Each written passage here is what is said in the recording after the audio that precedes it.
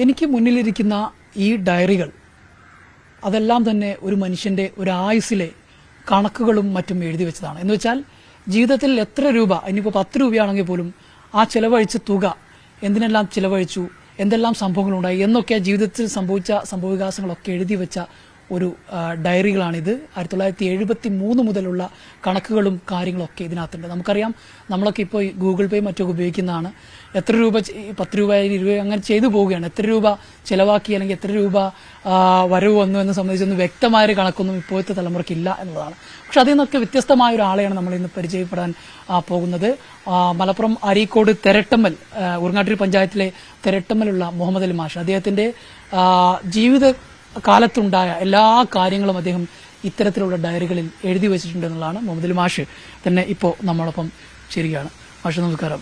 എന്താണ് ഇങ്ങനെ ഒരു ചിന്ത വരാനുള്ള ഒരു കാരണം? അതായത് നമ്മൾ ചെലവഴിക്കുന്ന പണത്തിന് പടച്ചവന്റെ അടുത്തൊരു കണക്ക് ബോധിപ്പിക്കണം. എന്തെങ്കിലും ദുരുപയോഗം ചെയ്തോ തെറ്റായ വല്ല കാര്യത്തിന് ഉപയോഗിച്ചോ എന്നതൊക്കെ അറിയപ്പെടുന്നതിന് വേണ്ടിയിട്ട് യു ഹാസിബു കബുലഹൻ തുഹാസിബു എന്ന് പറഞ്ഞൊരു ആയത്തുണ്ട്. നിങ്ങൾ വിചാരണ ചെയ്യപ്പെടുന്നതിന് മുമ്പായിട്ട് നിങ്ങൾ സ്വയം ഒരു വിചാരണ നടത്തുകയാണ്. അങ്ങനെ വല്ല തെറ്റുകളും വരാതിരിക്കാൻ വന്നതുണ്ടെങ്കിൽ അത് പരിശോധിച്ച് തിരുത്താനും വേണ്ടിയിട്ടാണ് ഇങ്ങനൊരു സംരംഭം തുടങ്ങിയത്. എന്നു മുതലാണ് ഇതിങ്ങനെ ആരംഭിക്കുന്നത്? സർവീസിൽ കയറി 1973 മുതൽ 2005 വരെ സർവീസിനുണ്ട്. ശേഷം പെൻഷൻ കാലഘട്ടം ഈ ഡേറ്റ് വരെയും എല്ലാ സംഭവങ്ങളും പ്രധാനപ്പെട്ട ജനിച്ചവർ എനിക്ക് എടുക്കാൻ കഴിയാം. എൻ്റെ പ്രദേശത്ത് നിന്ന് മരിച്ചവർ, എൻ്റെ കൂട്ടുകാർ മരിച്ചവർ, ഫറൂഖ് കോളേജുകൾ, എൻ്റെ സുഹൃത്തുക്കൾ, പ്രൊഫസർമാർ, അതുപോലെ അധ്യാപകർ, എൻ്റെ ജീവിതത്തിൽ പ്രധാനമായി കടന്നു വരുന്ന കുടുംബക്കാരുടെയൊക്കെ നാട്ടിലെ മരണം എല്ലാവരും ഉണ്ട്. ആ മരിച്ച ദിവസം ഡയറിയുടെ ചോട്ടിൽ ഏറ്റവും അടിയുടെ ചോട്ടിൽ ആളൊഴിക്കും. അങ്ങനെ ഈ കണക്ക് ചെലവുകളല്ലാതെ മരണം, അതുപോലെ മറ്റ് സംഭവങ്ങളൊക്കെ പ്രധാനപ്പെട്ട സംഭവങ്ങളൊക്കെ, വിവാഹം, അതേപോലെ തന്നെ കുട്ടികളുടെ ഡേറ്റ് ഓഫ് ബർത്ത്, ജനിച്ചത്, പിന്നെ ഓരോ പ്രധാനപ്പെട്ട ആവശ്യത്തിന് വേണ്ടി ചെലവഴിക്കുന്നത്, അതൊക്കെ ഇതിൽ എഴുതി വെച്ചിട്ടുണ്ട്. അതിപ്പോ എത്ര ചെറിയ സംഖ്യ ആണെങ്കിലും ചെറിയ സംഖ്യയാണ് എഴുതി വെക്കും. ഇത് എപ്പോഴാണ് എഴുതി വെക്കുന്നത്? ഒരു രാത്രിയാണ്? അത് എനിക്ക് സർവീസിൽ റിട്ടയർ ചെയ്തതിന് ശേഷം ഒഴിവായത് കൊണ്ട് എപ്പോഴും എഴുതാം. രാത്രി എഴുതും, ചിലപ്പോൾ പകൽ എഴുതും. അവർ ഒഴിഞ്ഞിരുന്നുകൊണ്ട് രാത്രി എഴുതാൻ നല്ലത്. എവിടെയായിരുന്നു പഠിപ്പിച്ചിരുന്നത്? ഓറിയന്റൽ ഹൈസ്കൂൾ അരീക്കോട്, അവിടെ Sullam oriental high school അധ്യാപകനായിട്ട്, biology അധ്യാപകനായിട്ട്. നെടുവത്തുൽ Mujahid നടത്തുന്ന ഒരു സ്ഥാപനമാണ്. അടുത്ത പ്രദേശങ്ങളിലൊക്കെ വിദ്യാഭ്യാസത്തിന് വളരെയധികം പ്രോത്സാഹനം നൽകിയ സ്ഥാപനമാണ്. ഒരുപാട് ജോലിക്കാരും മറ്റും വളർന്നു വന്ന സ്ഥാപനമാണ്. ഇങ്ങനെ എഴുതി വെക്കുന്നത് സംബന്ധിച്ച് പുറത്തുള്ള ആർക്കെങ്കിലും അറിയോ? ഇല്ല, മകൻ മാത്രം അറിയും. ഇതുവരെ അങ്ങനെ അറിയില്ല, ആരെയും അറിയിച്ചിട്ടില്ല. കുടുംബത്തിലുള്ളവർക്കൊക്കെ അറിയും, വീട്ടിലുള്ളവർക്കൊക്കെ അറിയും, മക്കൾക്കൊക്കെ അറിയും. ഈ മക്കളുടെ ഭാഗത്തുനിന്നൊക്കെയുള്ള ഒരു പ്രതികരണം എന്താ? അവർക്കൊക്കെ ഇതൊരു അത്ഭുതമാണ്. അവരൊന്നും ആ കാര്യം ശ്രദ്ധിക്കുകയില്ല.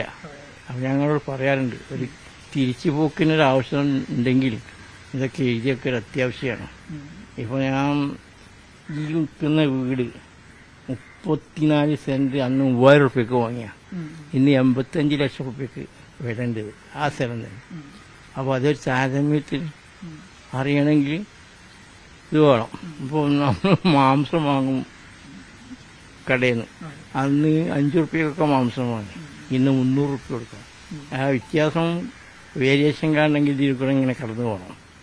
മാവേലി സാധനങ്ങളുടെ വില വ്യത്യാസം, കറണ്ട് ബില്ലിന്റെ ഓരോ സ്റ്റെപ്പ് വർദ്ധിപ്പിക്കുന്ന വ്യത്യാസം, ഇതൊക്കെ ഇതിൽ കൂടെ ഇങ്ങനെ കടന്നു വന്നാൽ കാണാൻ കഴിയും.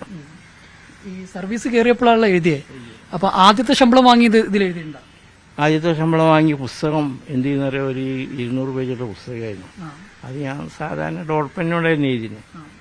കുറേ വർഷങ്ങൾ കഴിഞ്ഞെടുത്ത് പരിശോധിച്ച് നോക്കുമ്പോൾ അത് മുഴുവൻ ബ്ലറായി, മഷികൾ അങ്ങോട്ടും ഇങ്ങോട്ടും പറന്നു കണ്ടു. പിന്നെ അതിൽ നിന്ന് ശക്തമായൊരു തെളിവെടുക്കാൻ മാത്രത്തക്ക രീതിയിലുള്ള അത് കിട്ടൂല. കാരണം സംശയത്തിലുള്ള രൂപത്തിലുള്ള സംഖ്യ കിട്ടും.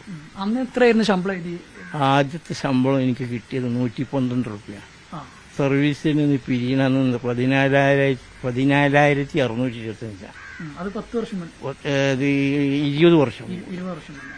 ഇന്ന് പെൻഷൻ വാങ്ങുന്നത് 47,000 റുപ്യ. അപ്പം ശമ്പളത്തേക്കാൾ വലിയ പെൻഷനാണ്. അപ്പോൾ ഗവൺമെന്റുകളെ നമ്മൾ സമ്മതിക്കണം.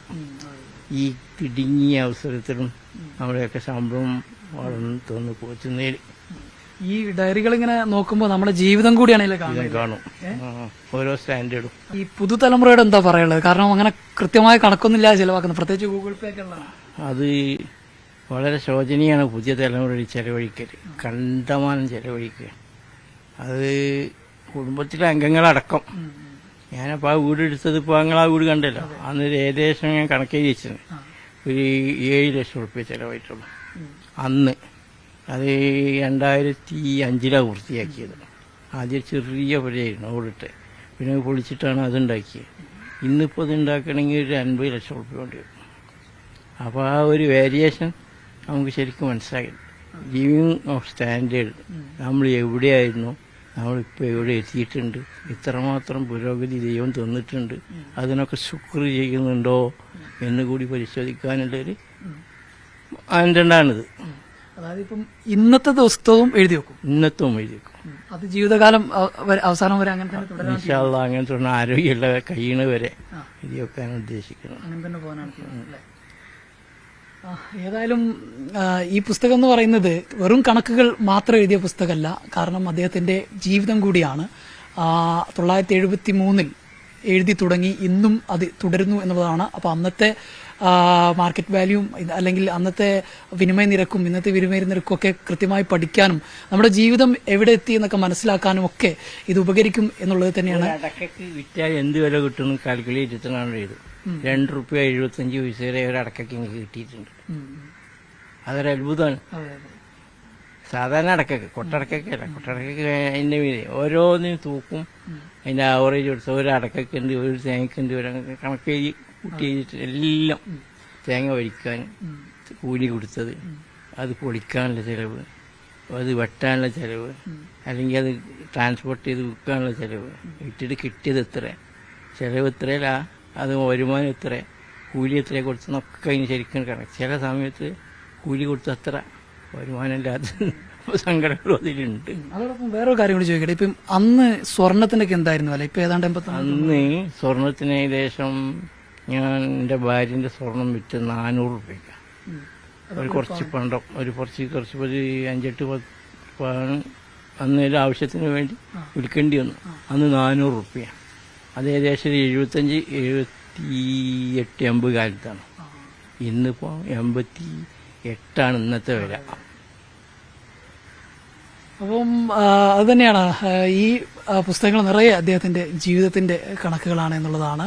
അതായത് ചെലവ് കണക്കുകൾ മാത്രമല്ല, വീട്ടിൽ ഉണ്ടാകുന്ന സംഭവങ്ങൾ, നാട്ടിലുണ്ടാകുന്ന മരണങ്ങൾ, കല്യാണങ്ങൾ, അങ്ങനെ ഒരു ദിവസം എന്തെല്ലാം ജീവിതത്തിൽ സംഭവിച്ചു അതെല്ലാം കൃത്യമായി എഴുതി മാഷ് ഇതിൽ വെച്ചിട്ടുണ്ട് എന്നുള്ളതാണ്.